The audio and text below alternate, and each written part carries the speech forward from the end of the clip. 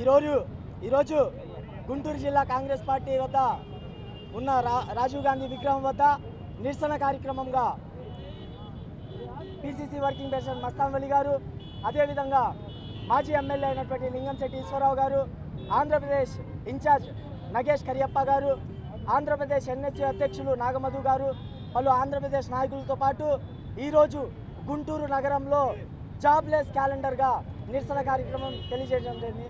అదేవిధంగా జగన్మోహన్ రెడ్డి గారు ప్రభుత్వం విడుదల చేసిన జాబ్ క్యాలెండర్ ఒక చీటింగ్ క్యాలెండర్గా భావిస్తూ మా గురువులు మస్తాన్ వలి గారు ఎప్పుడూ ఒక మాట చెప్తూ ఉంటారు, కళ్ళున్నటువంటి ప్రభుత్వం చూడనటువంటి, చెవులున్నటువంటి ప్రభుత్వం విననటువంటి, అది 100% నిజం.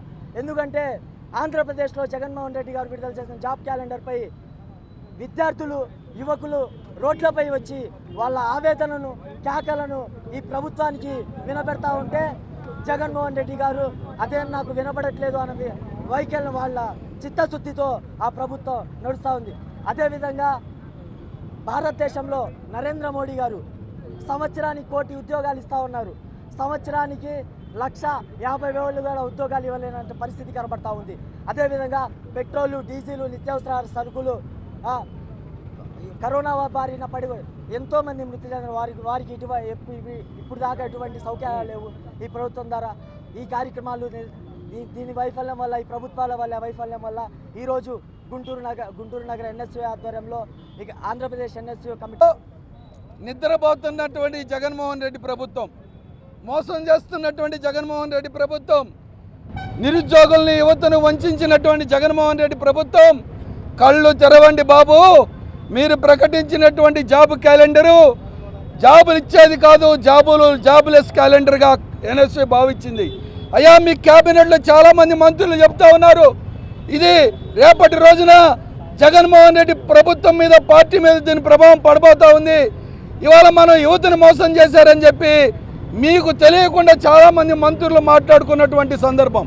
దయచేసి జగన్మోహన్ రెడ్డి గారు 2,35,000 ఉద్యోగాలు ఖాళీగా ఉన్నాయని చెప్పి ప్రతిపక్షంలో మీరు మాట్లాడిన తర్వాత కూడా ఇవాళ కేవలం 10,000, 15,000 ఉద్యోగాలతో ప్రకటించి సచివాలయంలో ఇచ్చినటువంటి ఉద్యోగాల్ని గౌరవ వేతనం ఇచ్చేటటువంటి దానిగా మీరు భావించి దాన్ని మీ ఉద్యోగాల క్యాలెండర్లో చూపిస్తే ఇంతకన్నా దుర్మార్గం ఇంకోటి ఉండదు.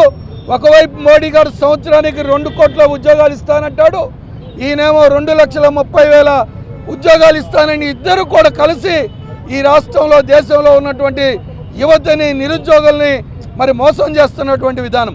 అట్లానే జీవోలు, కొత్త జీవోల ద్వారాగా ఎస్సీ, ఎస్టీ, బీసీ, మైనారిటీ యొక్క విద్యార్థుల్ని వంచేటటువంటి ప్రయత్నం, వాళ్ళ స్కాలర్షిప్లు లేకుండా, ఫీజు రియంబర్స్ లేకుండా తూతూ మంత్రంగా 10,000, 15,000 వాళ్ళ అకౌంట్లోకి వేసి వాళ్ళని మళ్ళా మోసం చేస్తూ కాలేజీలను కూడా కొంగజేసి నీకెవరైతే మద్దతుగా ఉన్నారో కార్పొరేట్ కళాశాలని పెంచేటటువంటి ప్రయత్నానికి ఇవాళ ఉన్నటువంటి విద్యార్థి లోకం అందరూ కూడా ఇవాళ ప్రశ్నిస్తూ ఉంది.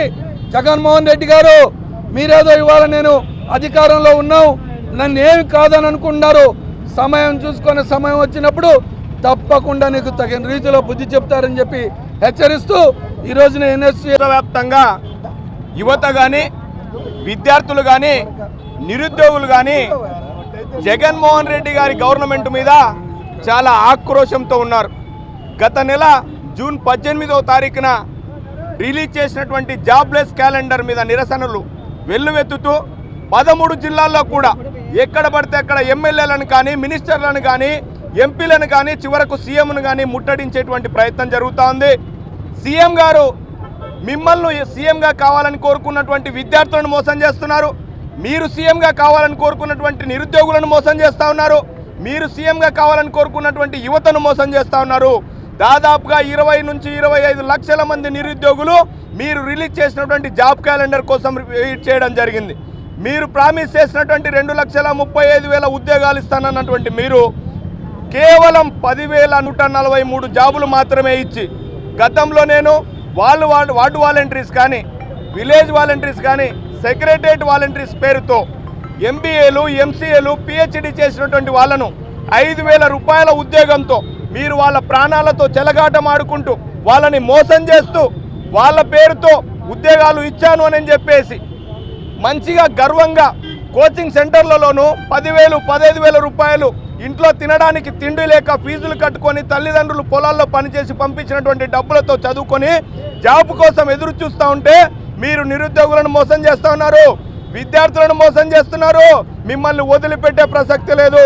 13 జిల్లాల్లో కూడా మీ మీద యుద్ధానికి సిద్ధమైనటువంటి యువత విద్యార్థుల పక్షాన ఆంధ్రప్రదేశ్ ఎన్ఎస్ఏ నిరంతరాయంగా పోరాడుతుంది. మీరు ఏదైతే జాబ్ క్యాలెండర్ రిలీజ్ చేశారో దాన్ని రద్దు చేసేదాకా, మిమ్మల్ని ఇంట్లో మేల్కొనేదాకా మా ఎన్ఎస్ఏ పోరాటం నిరంతరాయంగా కొనసాగుతూనే ఉంటుంది. మీరు ప్రామిస్ చేసినటువంటి 6,500 ఎస్ఐ పోస్టులను కానీ కానిస్టేబుల్ని కానీ పోస్టులను కానీ వెంటనే రిలీజ్ చేయాలి. మీరు చెప్పినటువంటి మెగా జాబ్ క్యాలెండర్ ఏదైతే ఉందో దాన్ని వెంటనే రిలీజ్ చేయాలి.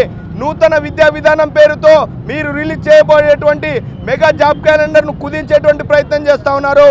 దాన్ని వెంటనే రిలీజ్ చేయాలి. ఎక్కడ కూడా మిమ్మల్ని వదిలిపెట్టే ప్రసక్తి లేదు. మీ మంత్రులను కానీ విద్యాశాఖ మంత్రిని కానీ రోడ్ల మీద తిరగనిచ్చే ప్రసక్తే లేదని చెప్పేసి ఆంధ్రప్రదేశ్ ఎన్ఎస్యూగా హెచ్చరిస్తున్నాం. మీరు మేల్కొనండి. మేల్కొనకపోతే మిమ్మల్ని మేల్కొల్పి మీ ఇంటికి పంపించడానికి ఆంధ్రప్రదేశ్ ఎన్ఎస్యూఐ, ఆంధ్రప్రదేశ్ కాంగ్రెస్ పార్టీ మీ వెనుంటనే ఎంటపడుతూనే ఉంటుందని చెప్పేసి జగన్మోహన్ రెడ్డి గారికి హెచ్చరిస్తూ ఉన్నాం ఆంధ్రప్రదేశ్ ఎన్ఎస్యూఐగా.